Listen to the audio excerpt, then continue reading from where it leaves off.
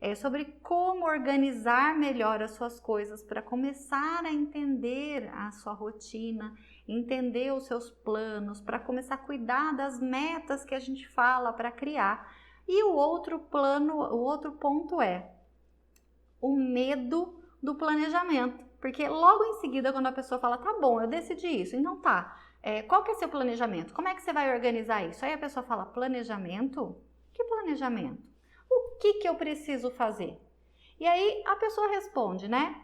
Eu já dei sequência na conversa, entendi o que eu precisava entender, respondi o que eu podia responder para ajudar. E aí isso me fez ficar refletindo sobre isso e trazer isso aqui para você. Então, se caso você pense desse jeito, eu não sou boa para planejar nada, isso pode me atrapalhar?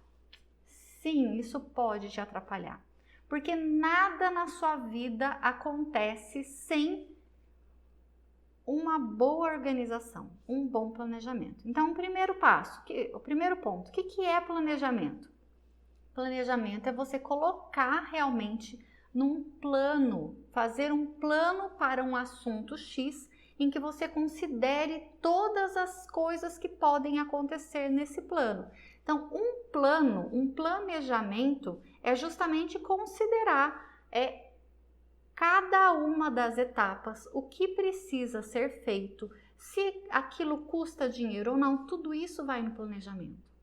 Então imagina que você está fazendo um planejamento da sua casa, um planejamento de ir ao supermercado. Você não tem que fazer uma lista de compras, você não tem que saber o que você precisa comprar, saber qual é o orçamento que você tem para ir até lá. Você não precisa às vezes calcular quanto tempo você tem para ir até lá e voltar, porque você tem outra atividade em seguida. Pensa, tudo isso é um planejamento. Então, quando a pessoa não faz isso de uma forma organizada, porque sim, todo mundo faz planos, todo mundo faz, mesmo que sejam para essas coisas mais rotineiras, como eu dei o exemplo aqui do supermercado. Então, assim, se você não sabe o que é planejamento, tenta observar isso nas coisas mais simples da sua vida. Como que você organiza as coisas para acontecerem?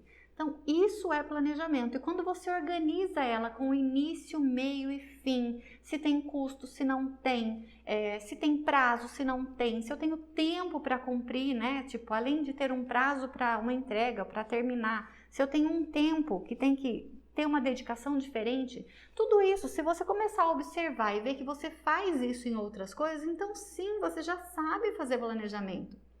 A diferença é olhar para isso e falar, tá, mas agora eu tenho que fazer um plano para minha carreira. Valéria, aí o assunto é um pouco mais sério. Sim, o assunto é um pouco mais sério porque a meta ficou maior, o plano ficou maior, o objetivo é maior.